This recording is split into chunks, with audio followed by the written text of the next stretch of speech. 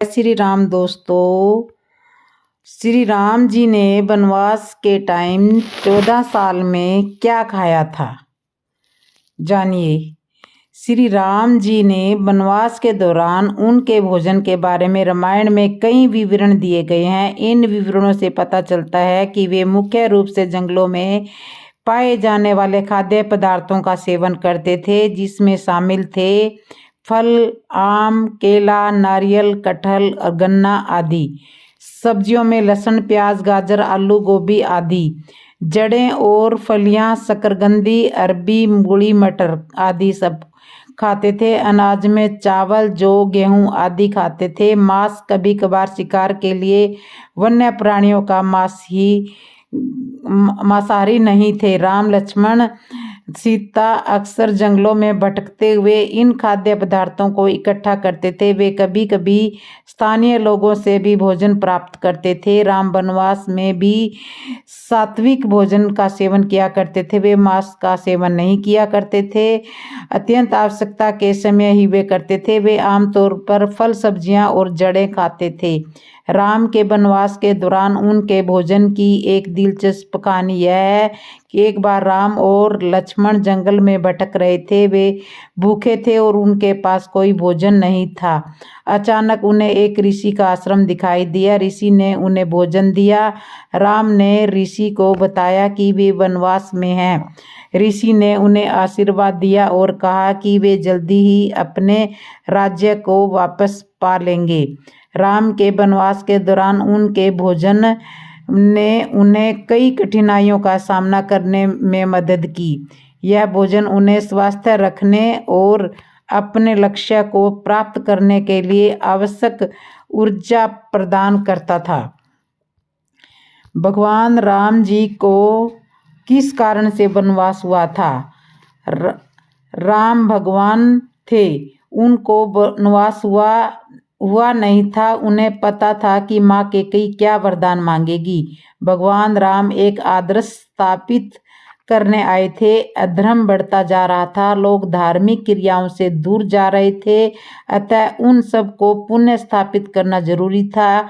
बहुत सारे कार्य बाकी थे जिनके लिए भ्रमण करने की आवश्यकता थी। अलग अलग लोगों से मिलकर अलग अलग कार्य होने थे, जिनके लिए भगवान ने वन के लिए प्रस्थान घटनाओं की एक श्रृंखला बनी, जिसके अंत में रावण से भेंट हुई। भगवान सबके मन की समझते हैं। जो होने वाला है वो जानते हैं, जो कोई सोच रहा है वो भी जानते हैं, जो भविष्य में आगे होने वाला है वो भी जानते हैं। राम भगवान ऐसे ही पैदा नहीं हुए थे। रावण को मारने के लिए संतों, महात्माओं, देवताओं द्वारा प्रार्थना किए जाने के बाद धरती पे आए थे। भगवान राम की महिमा तो माँ सती, नारद जी भी न कर पाए थे, तो इस घोर कलयुग का इंसान कैसे जान पाएगा? एक और कारण था, दशरथ जी को श्राप मिला था कि वो पुत्र वियोग से प्राण त्याग देंगे, तो इस वजह से भी श्री राम जी को धरती पे आना पड़ा। उस समय उस वन का नाम क्या था जहाँ श्री राम जी ने 14 साल का वनवास काटा था? श्री राम जी को 14 वर्ष का वनवास हुआ। उस वनवास काल में श्री राम ने कई ऋषि मुनियों से शिक्षा और विद्या ग्रहण की थी, तपस्या की थी और भारत में आदिवासी, वनवासी और तमाम तरह के भारतीय समाज को संगठित कर उन्हें धर्म के मार्ग पर चलाया। संपूर्ण भारत को उन्होंने एक ही विचारधारा के सूत्र में बांधा। लेकिन इस दौरान उनके साथ कुछ ऐसा भी घटा जिससे उनके जीवन को बदल कर रख दिया। रामायण में उल्लेख है कि उनके अनुसंधानकर्ताओं के अनुसार जब भगवान राम को वनवास हुआ तब उन्होंने अपनी पहली यात्रा अयोध्या से आरंभ करते हुए रामेश्वर और उसके बाद श्रीलंका में समाप्त की। इस दौरान उनके साथ जहाँ भी जो भी घटा उसमें 200 से अधिक घटना स्थलों की पहचान की गई है। जाने माने इतिहासकार और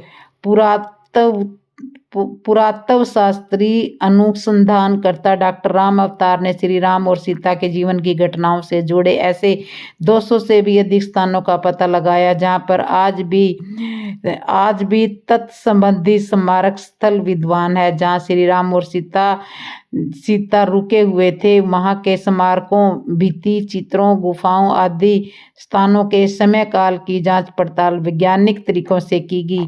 आओ जानते हैं कुछ प्रमुख स्थानों के बारे में। पहला पड़ाव था केवट प्रसंग। राम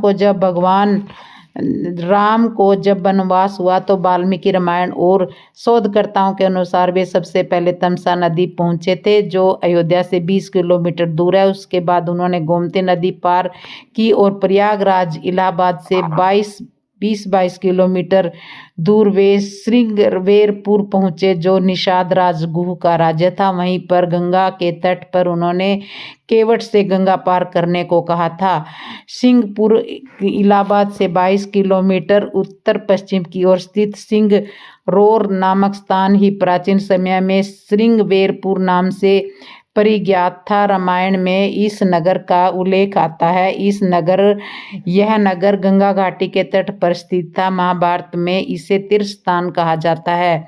कुर्रही इलाहाबाद जिले में ही कुर्रही नामक एक स्थान है, जो सिंगरौर के निकट गंगा नदी के तट पर स्थित है। गंगा के उस पार सिंगरौर तो इस पार कुर्रही है। सिंगरौर से गंगा पार करने के पश्चात श्री राम उसी स्थान पर उतरे थे। दूसरा पड़ाव चित्रकूट के घाट पर। कुरई से आगे चलकर श्री राम अपने भाई लक्ष्मण और सीता पत्नी सहित प्रयागराज पहुंचे थे। प्रयाग को वर्तमान में इलाहाबाद कहा जाता है। यहाँ गंगा स्नान का संगम स्थल है। हिंदुओं का यह सबसे बड़ा तीर्थ स्थान है। प्रभु श्री राम ने संगम के समीप यमुना नदी को पार किया और फिर पहुंच गए चित्रकूट। यहाँ स्थित स्मारकों में शामिल है वाल्मीकि आश्रम, मांडव्य आश्रम, भरतकूप इत्यादि। आदित्य सिंधा पड़ाव।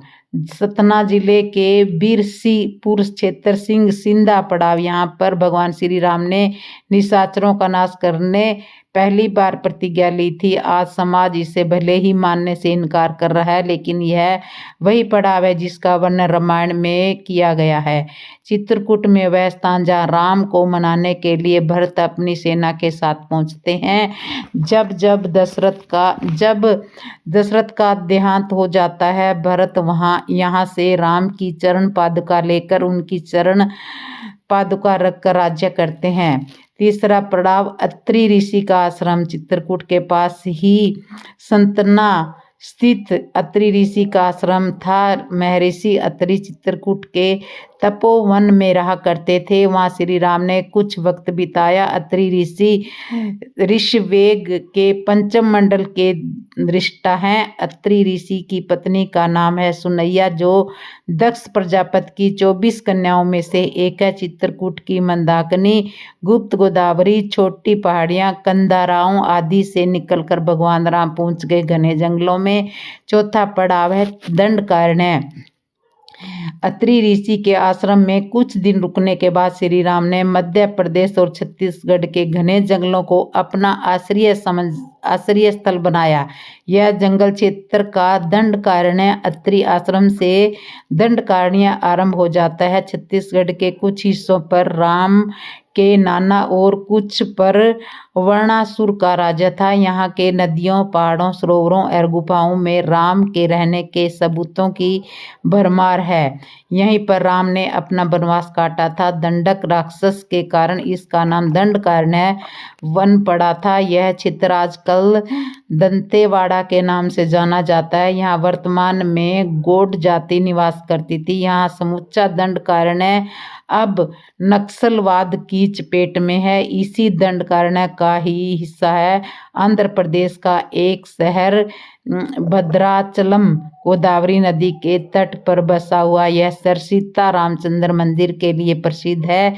यह मंदिर भद्रगिरि पर्वत पर है। कहा जाता है कि श्री राम ने अपने वनवास के कुछ दिन इस भद्रगिरि पर्वत पर भी बिताए थे। स्थानीय मान्यता के मुताबिक दंडकारण्य के आकाश में ही रावण का और जटायु का युद्ध हुआ था। अब श्री राम जी को वनवास क्यों मिला?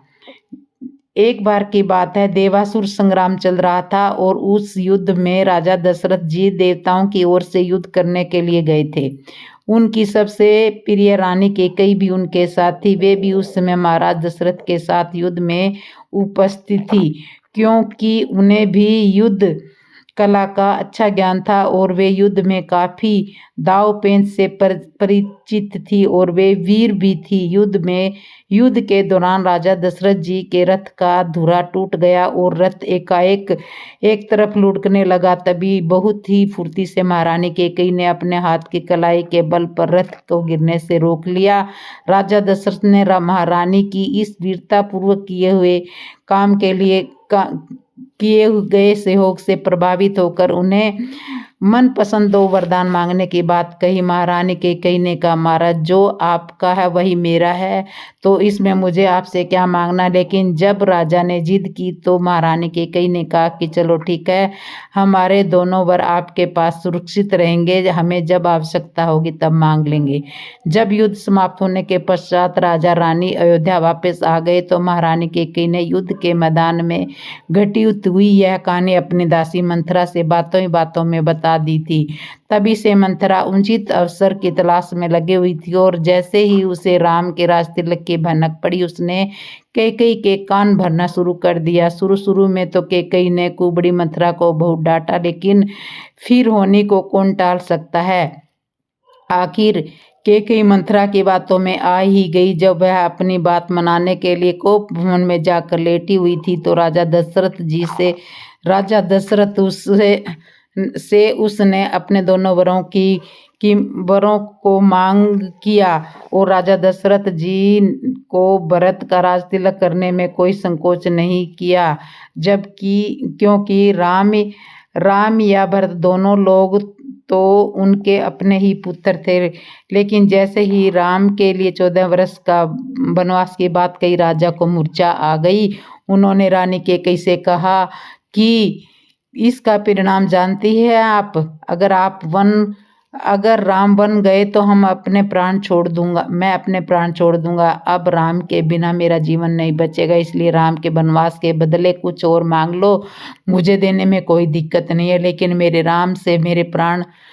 राम में मेरे प्राण बसते हैं, उन्हें मुझसे अलग मत करो। लेकिन महारानी कैकेयी की मति भ्रष्ट हो चुकी थी, इसलिए वे राजा की एक भी बात मानने के लिए तैयार नहीं हुई थी। राम को जब इस बात का पता चला कि छोटी माता चाहती है कि उनका राम 14 साल तक वनवासी बनकर वन में जीवन काटे, तो वे माता की आज्ञा मानकर वन जाने के लिए तैयार हो गए। राजा ने उन्हें रोकने की कोशिश की, लेकिन राम ने कहा, पिताजी, मैं नहीं चाहता हूँ कि मेरे प्रेम में आप अपने दिए हुए वचन में मुकर जाएं, जिससे आपकी जग में हंसाई हो। राजा दरबार बार मूर्छित हो जाते हैं। तब कैकेयी को लगा कि कहीं राम वन जाने का इरादा बदल न दे, इसलिए बार राम को जल्दी से जल्दी अयोध्या से निकलने के लिए उकसाती रहती है। अगर कथा समझ में आई हो तो कमेंट में ज़रूर बताना, और ये कमेंट में जय श्री राम जरूर लिखना। भगवान राम वनवास के लिए कहाँ गए थे? भगवान राम चित्रकूट के करीब 12 से 13 वर्ष तक रहे थे। यह जगह करीब 150 किलोमीटर दूर है। प्रयागराज से पूर्व, इलाहाबाद से दक्षिण की तरफ वाल्मीकि जी के कहने पर प्रभु ने चित्रकूट पर निवास किया था। वहाँ उन्हें गुरु दत्तात्रेय के पिता श्री अत्रि जी से संगिध्य से रहने का अवसर मिला। अनसुईया जी ने सीता जी को उपदेश देकर यही कहा था कि सुहागिन स्त्रियों ने कभी भी सज धज कर गहनों का त्याग नहीं करना चाहिए, भले ही वो वन में क्यों ना रहती हो। बाद में सीता जी को वनवास के निवास में उपयुक्त ऐसे वस्त्र दिए थे जो कभी मैले नहीं होते थे और न ही कभी फटते थे। इसके बाद उन्होंने रामटेक के रास्ते में होते हुए पंचवटी नासिक के निकट करीब 1 वर्ष तक निवास किया। बीच में राम जी अगस्ती ऋषि से मिले। तब सीता जी को लोपामुद्रा जी ने संसारी धर्म की सीख दी थी, जहाँ से मति भ्रष्ट होने के कारण उनकी छाया सीता जी का अपहरण रावण ने किया। उसके बाद श्री राम जी यशमुख पर्वत पर चले गए। बीच में उनकी मुलाकात हुई सबरी से, जिसे मुक्ति देकर भगवान हनुमान जी और सुग्रीव से मिले। बाली वध के बाद सीता जी की खोज हुई और फिर रामेश्वर में सेतु बंधन करके लंका में जाकर सीता जी को मुक्त कराया। तब तक वनवास की अवधि समाप्त होने को आ गई थी। अब अतः कुबेर के विमान से सीधे अयोध्या पहुंचे। तब ही रास्ते में अगस्त जी गंगा जी के दर्शन किए थे। अंत में वनवास की अवधि समाप्त हुई। उसी दिन भगवान श्री राम अयोध्या पहुंचे थे। यह कथा श्री रामचरितमानस में भी कही गई है। संपूर्ण रामायण का सार है। वन गमन, वनवास, सीताहरण और सारे इसके अंदर वनवास है। तो अब मैं आपको सुनाती हूँ। वनवास के दौरान माता सीता के वस्त्र क्यों नहीं मैले हुए, इनके पीछे क्या रहस्य था। माता सीता को पत्नी धर्म निभाने के लिए भगवान श्री राम के साथ वनवास जाना पड़ा। वनवास के समय श्री राम, माता सीता और लक्ष्मण तीनों ने ही पीले रंग के वस्त्र धारण किए थे। रामायण को प्रमुख ग्रंथों में सबसे श्रेष्ठ ग्रंथ माना जाता है। रामायण में भगवान श्री राम और माता सीता के विवाह और वनवास की कथा मिलती है। माता सीता राजा जनक की पुत्री और भगवान श्री राम की पत्नी थी। माता सीता को पत्नी धर्म निभाने के लिए भगवान श्री राम के साथ वनवास जाना पड़ा। वनवास के समय भगवान श्री राम और माता सीता इन तीनों ने पीले रंग के वस्त्र धारण किए थे। 14 वर्ष के वनवास में माता सीता के कपड़े कभी भी मैले नहीं हुए थे, जिसकी कथा इस प्रकार है। किसने भेंट की थी माता सीता को साड़ी। पंडित इंद्रामणि घनश्याल बताते हैं कि वनवास के आरंभ में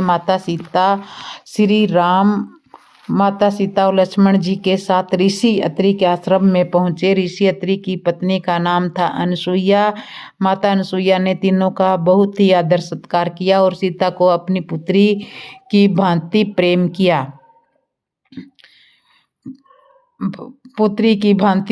किया और उन्होंने फिर माता सीता को काफ़ी सारी चीज़ें दी और एक साड़ी भी दी, जिसके लिए उन्होंने बताया कि ये साड़ी कभी भी फटेगी नहीं और ना ही कभी मैली होएगी। तो इस तरह से माता अनसुईया ने माता सीता को पीली साड़ी दी और काफ़ी सारे वस्त्र दिए।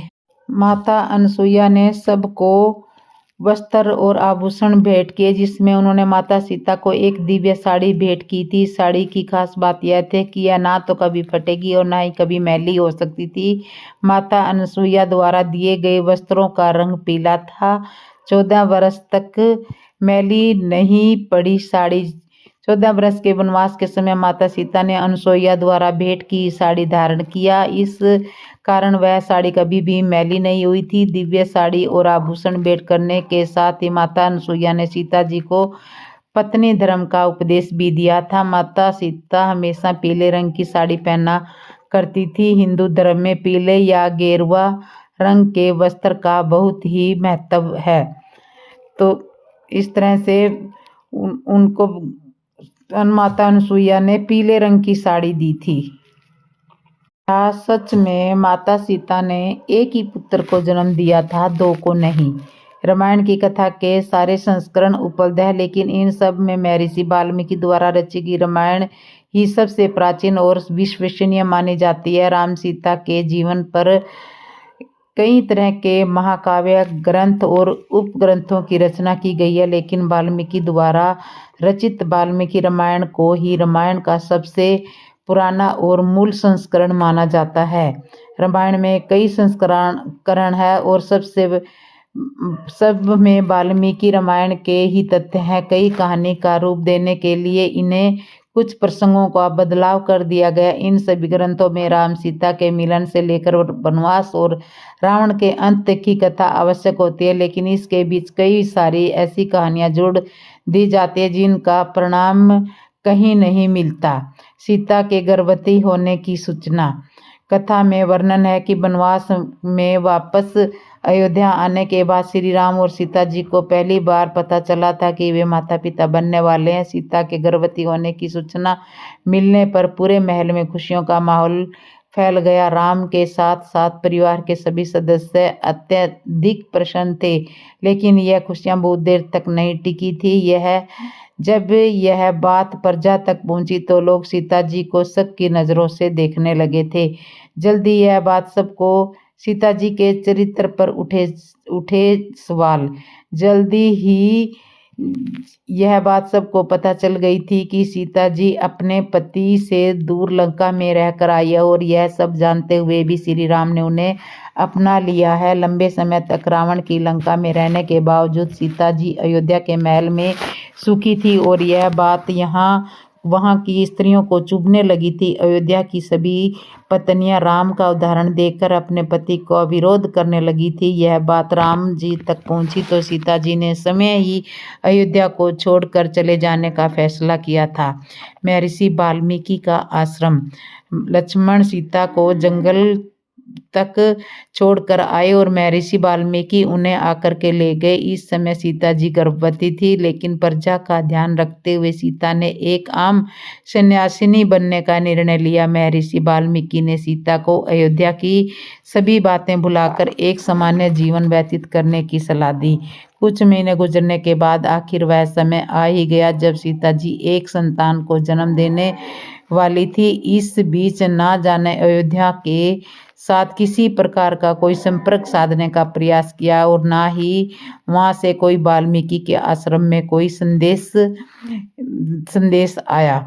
श्री राम का दुख। कहा जाता है कि सीता जी के अयोध्या छोड़ देने के बाद राम अंदर से बहुत दुखी रहने लगे थे। उन्होंने अपना राज्य अच्छे से संभाला, लेकिन सीता जी की याद उनका पीछा नहीं छोड़ती थी। उन्होंने अपना पूरा जीवन प्रजा को समर्पित कर दिया था। सीता जी की याद में श्री राम भूमि पर सोते थे। लव कुश की कहानी।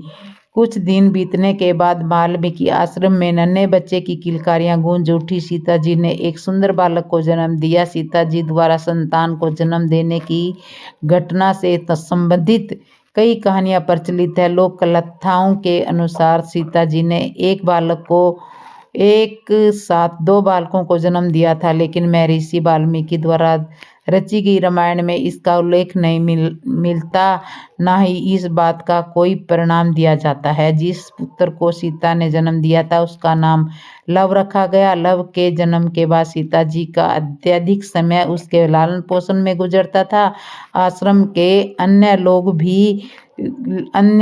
भी उसका ध्यान रखने में सीता जी की मदद करते थे। एक अन्य कथा के अनुसार कुश के जन्म की अलग कहानी है। कुश के जन्म की कहानी। एक दिन सीता जी कुछ आवश्यक लकड़ियां लेने के लिए आश्रम से बाहर के स्थित जंगल में जा रही थी, लेकिन उन्हें यह चिंता थी कि वह लव को कैसे लेकर जाए। निकलते हुए उन्होंने वाल्मीकि जी से लव का ध्यान रखने के लिए कहा। सिर हिलाते हुए जवाब में हाँ कहकर वाल्मीकि जी ने लव को उनके पास बैठाने के लिए कह दिया, लेकिन जैसे ही सीता जी कुछ दूर आगे बढ़ी तो उन्होंने देखा कि महर्षि अपने कार्य में इतने व्यस्त हैं कि लव की तरफ उनका ध्यान ही नहीं है। सीता जी ने लव को साथ लेकर जाने का निर्णय कर लिया, लेकिन जब उन्होंने लव को उठाया तो महर्षि ने यह दृश्य नहीं देखा था। कुछ देर बाद जब महर्षि ने इधर उधर देखा तो उन्हें लव दिखाई नहीं पड़ा, और उन्हें यह भय हुआ कि अब लव कहीं चला गया या किसी जानवर ने खा लिया होगा। तो वाल्मीकि चिंता में हो उठे। महर्षि वाल्मीकि सोचने लगे कि अब यह सीता जी को क्या जवाब देंगे। सीता विलाप करने लगेगी। इसी डर के कारण वाल्मीकि जी ने घास में पड़े कुशा को उठा लिया और कुछ मंत्र पढ़ने के बाद एक नया लव बना दिया। वह लव पहले के जैसे बिल्कुल सेम टू सेम वैसा ही था। उन्होंने सोचा कि सीता के वापस लौटने तक उन्हें यह लव को सौंप देंगे। और सीता को इस बात का पता ही नहीं चलेगा। कुछ समय के पश्चात जब सीता आश्रम में लौटी तो उन्हें देखकर महर्षि चकित रह गए। उनके पास तो लव पहले से ही था, अपनी आंखों पर विश्वास नहीं कर पा रहे थे। पूछने पर मालूम हुआ कि सीता जी लव को अपने साथ ही लेकर गई थी, लेकिन नए लव को देखने के बाद सीता जी अत्यंत प्रसन्न हुई। कुशा के कारण जन्म होने की वजह से उसका नाम कुश रखा गया और वह श्री राम और सीता जी की दूसरे संतान के रूप में जाना जाने लगा। तो इस तरह से लव और कुश का जन्म हुआ था। सीता की माँ का क्या नाम है? हिंदू शास्त्रों के मुताबिक सीता की माँ का नाम सुनैना था। सुनैना एक सरल, साध्वी, धर्मपरायण, विनयी और उदार महिला थी। उसके दिल में सभी जीवों के प्रति अटूट दया थी। सीता के पिता का नाम मिथिला के राजा जनक था। जनक का असली नाम शीरध्वज था और छोटे भाई का नाम कुशध्वज था। त्रेता युग में राजा जनक अपने अध्यात्मक और तत्व ज्ञान के लिए बहुत ही मशहूर थे और राजा जनक और रानी सुनैना के गर्भ में इनके कलाओं एवं आत्मा की दिव्यता को महर्षि वाग्देवतल्य द्वारा स्थापित किया गया। उसके बाद सुनैना ने अपनी मातृत्व को स्वीकार किया और पालन किया। उर्मिला उनकी छोटी बहन थी। राजा जनक की पुत्री होने के कारण इन्हें जानकी भी कहा जाने लगा। जानकी के नाम से भी पुकारा जाने लगा। तो माता सीता की माँ का नाम सुनैना था। और सीता माता के गुरु कौन थे? सीता माता के गुरु गार्गी वाचनकु थी। गार्गी ऋषि वात्सल्य से पराजित हुई थी, लेकिन सीता जी ने उन्हें अपनी शिष्या माना था। रामायण में देवी सीता के गुरु कौन थे? माता सीता के गुरु सतानंद जी थे। वह अहिल्या और ऋषि गौतम के पुत्र थे और वे यही अहिल्या है जिनके ऊपर श्री राम जी के चरण रज पड़ते हैं। वे पति लोक को चली गई। माता सीता धनुष भंग के बाद उन्हें जयमाला पहनने का उपदेश उन्होंने ही दिया था। माता सीता के भाई का क्या नाम था? माता सीता के भाई का नाम मंगल देव था। देवी सीता का जन्म पृथ्वी से हुआ था और मंगल का जन्म भी पृथ्वी से ही हुआ था, इसलिए मंगल देव माता सीता के भाई हुए। माता सीता का असली पिता कौन था? राजा जनक और रानी सुनैना के गर्भ में इनके कलाओं एवं आत्मा की दिव्यता को महर्षि वाग्देवतल्य द्वारा स्थापित किया गया। इसके बाद सुनैना ने अपनी मातृत्व को स्वीकार किया और पालन किया। उर्मिला उनकी छोटी बहन थी और राजा जनक की पुत्री होने के कारण इन्हें जानकी या जनक की आत्मा अथवा जनक सुता भी कहते थे। सीता जी की जाति क्या थी? माता सीता नेपाल से थी, वहाँ के मिथिल समाज से आई थी। राधा रानी बरसाने की थी और यादव समाज की थी। सीता माता के 3 पुत्र थे, 2 पुत्र थे। सीता माता के 2 पुत्र थे जिनका नाम लव और कुश था। दोनों जुड़वा थे जिनका जन्म महर्षि वाल्मीकि के आश्रम में हुआ था। वे उस समय की बात है जब राम ने सीता का त्याग कर दिया था और वह वाल्मीकि आश्रम में रहती थी। आश्रम में ही लव और कुश को सभी प्रकार की शिक्षा दीक्षा दी जाती थी। लक्ष्मण की बहन कौन थी? उन्होंने राम सीता के साथ 14 वर्ष का वनवास भोगा था।